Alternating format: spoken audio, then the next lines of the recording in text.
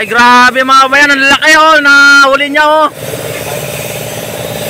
Ang laki ng isda mga kabayan. Ayan oh, pulutan pa lang yan mga kabayan ha. Pulutan. Ayan oh. Grabe.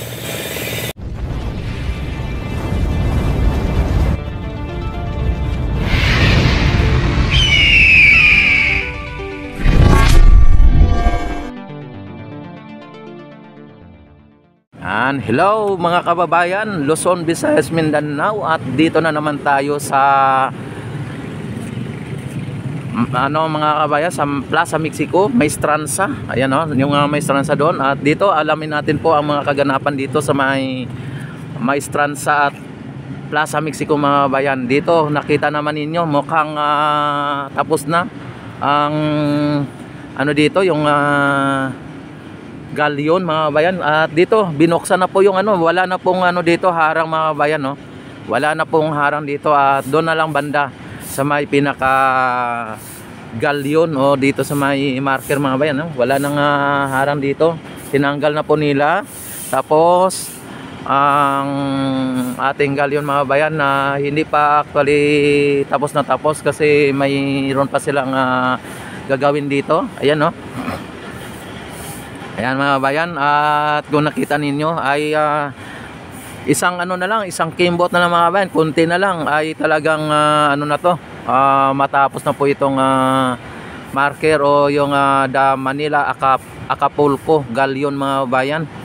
Ayan, talagang po dito yung mga halaman dito mga kabayan ay nanatiling lumalago at yumayabong. Yan, sa ngayon mga kabayan ay may mga dito no. May mga harang yung dito yung sandwas mga kabayan kasi para hindi po daanan ng tao. Kaya linalagyan nila. Tapos electrical po sila dito naglalagay ng mga wiring mga kabayan. Nag-electrical para sa ganon ay malagyan ng lahat ng mga dito, mga poste o mga ilaw. Ito lalagyan po yun ng ilaw po ito dito mga bayan, yung dalawa na to magkabilaan na to, dulo sa dulo mga bayan ito. Yan, doon din sa may kabila no, lagyan ng ilaw. Pati yung doon sa kabila mga bayan, sa kabila ganun din, paikot po yan. Tapos yung si President Marcos ng Mexico ay lalagyan din po ng parang spotlight ba yun. At dito yun, nakita naman ninyo mga kabayan, operational na po tong mga ilaw ay na po to, anytime na pailawin nila ay ilaw na po tong mga dito mga lamp post mga kabayan. At dito nakita naman ninyo yung yung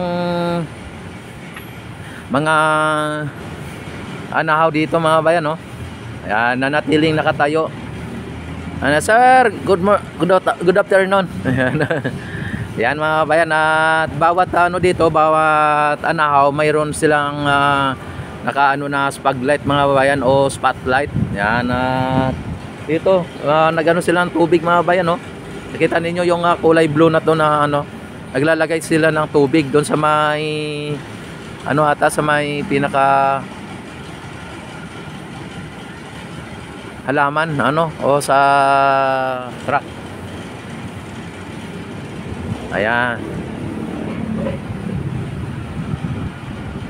Yan dito mga bayan sa may sa may binuhusan nila kahapon. Yan, at ipapakita ko sa inyo. Sir. Yan, ipapakita ko sa inyo dito, binuhusan na po nila kahapon ay kagabi.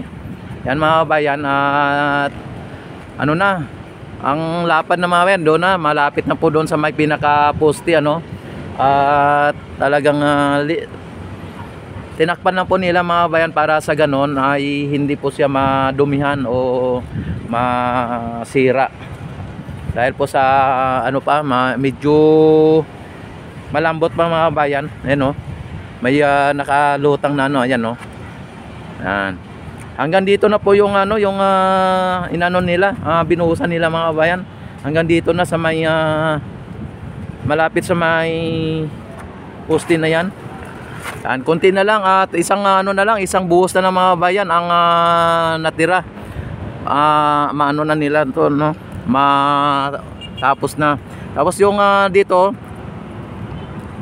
tinanggal na naman nila mga bayan yung ano, yung ano dito, yung pader na linagay nila, tinanggal na naman nila, oh. Kasi nga hindi ata angkop doon sa may dapat mangyari. Ano? Ayan, talagang ang lapad pala nito mga bayan, pag sakali ito ay matapos na, ang lapad hanggang dito sa may ilaw na yan ang ano, ang area ng Maestranza mga bayan. Yan, sa ngayon walang may gumagawa at yung ano mga bayan, yung baluster ay may ano na, may buhos na mga bayan, ayun, no? May buhos na, may naka ano na sa pinanya ka ano, no? May buhos na mga bayan. Yan mga bayan, ano, nabuhusan na po yung mga baluster mga bayan. Hanggang dito lang sa may pinaka may ano lang, sa may mixer na yan. Yan mga nasa 20 to 30 meter pa lang ang nabuhusan ng ano, ng baluster. Ayan, oh, mula dito. Yan, mula dito mga bayan, oh. Dito sa may ano, sa may pader na linagyan nila ng pader, tinanggal po nila yung pader mga bayan. Yan, kung inyo nakita, tinanggal nila ang pader, no. Nung isang araw ay mataas na po yan. Ngayon tinanggal nila. At medyo malapad na tingnan mga bayan, kapag nandito hanggang dito yung Maestranza, malapad nga ang itong Maestranza, malawak siya. Samantala dito sa may ano mga bayan, sa may Plaza Mexico, ayan, kung inyo nakikita, ang upuan ay linalagyan po ng tabon, tinatabunan o sinasapinan para sa ganun hindi po madumihan, para maging makintab pa rin yung ano, dahil po sa may mga alikabok o kung ano-ano po ang mga ano dito, kaya linalagyan po nila ng tabon ng tulda. Ayan, sa ngayon ay break time pa po nila, kaya wala pong gaanong gumagawa dahil break time. Ayan, at dito po ito po ang ano, ang latest update dito sa may Maestranza. Hindi lang tayo makapunta doon, ano, kasi nga pinagbabawalan po tayo diyan. At dito sa may ano, sa may Plaza Mexico, yan dito ay nakabuhos na po talaga dito. At kunti na lang po, no. At sa ngayon ay okay naman ng ano dito mga bayan, ang Plaza Mexico. Yan, at dito tayo sana.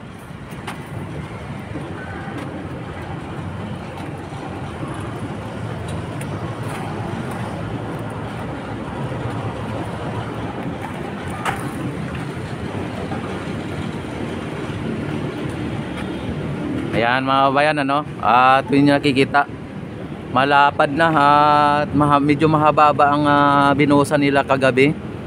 Kaya kunti na lang ang hindi nabuhusan mga bayan, at last na lang na siguro nabuhusan yan pag sakali, no. Yan, hindi natin matiyak kung kailan nila buhusan, kung sunod na araw o kung kailan, ano. At abangan lang po natin kung ano po ang mga progresibo o pagbabago dito. Ayan, at yung Ilog Pasig natin mga kabayan ay nanatiling malinis, wala pong mga basurang naanod. Kung mayroon man ay may mga water lily o mga water hyacinth. At dito ay talagang kitang-kita mo ang ganda na po talaga dito. Yan, maaliwalas ang ano dito mga kabayan, maaliwalas dito. At ramdam mo na po yung parky na talagang lalo na pagka ito ay matapos na. Yan, at may mga makikita pa tayong mga pagbabago dito, lalong lalo na kapag gabi mga bayan. At pag natapos na ito, pagkagabi na, ay talagang mamamangha kayo dito sa ganda kapag ito ay open to public na, at maging ano na po siya, magiging okay na po sa lahat, ano. Talagang magiging world class pasyalan mga bayan. Actually mga babayan, ito ay ang Esplanade ay isa sa bike lane at walking lane o joggingan mga bayan. At ang priority dito ay mga siklista, kaya mayroon pong priority lane na ganito, flat lang siya, no. At kahit saan na Esplanade ay may ganito, dahil po sa ito ay para sa ating mga siklista. Ayan. Yan, sa ngayon kahit na may break time pa mga bayan, alas pa lang, hindi pa oras na ang trabaho. Nakita naman ninyo mga bayan ay ginagawa na nila dito yung yung Apolco o Galyon mga bayan. Ayan ayan, nakapunta natin.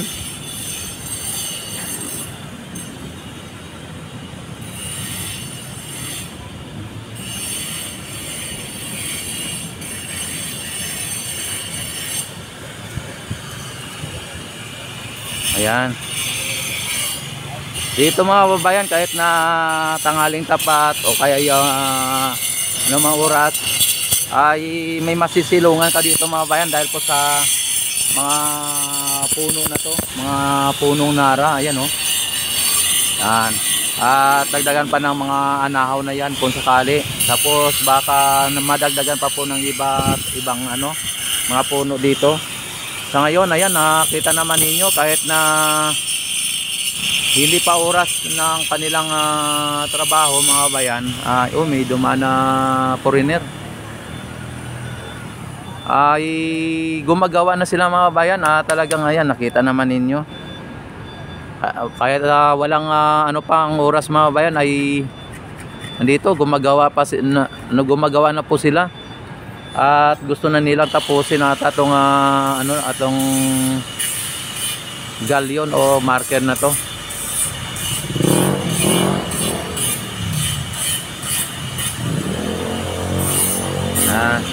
At kapag dito ka mga babayan sa lugar nito, ay makikita mo yung yung iconic bridge mga babayan na Binondo Intramuros Bridge. Yan dito makikita mo ay okay pa sa all right mga babayan. Dito lalagyan po ng ilaw po rito ng harap at saka likod, lalagyan ng ilaw.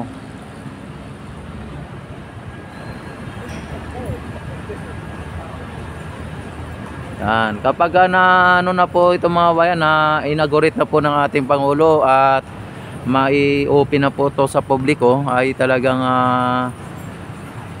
marami pong mamamasyal dito. At kadalasan pang magtatambay dito o magmamasyal dito ay yung mga estudyante kadalasan, na talagang dito mga bayan. Pati yung mga lokal na turista o yung mga international na turista, yung mga banyaga mga bayan, ay malamang ay talagang mapapawaw dito. Yan.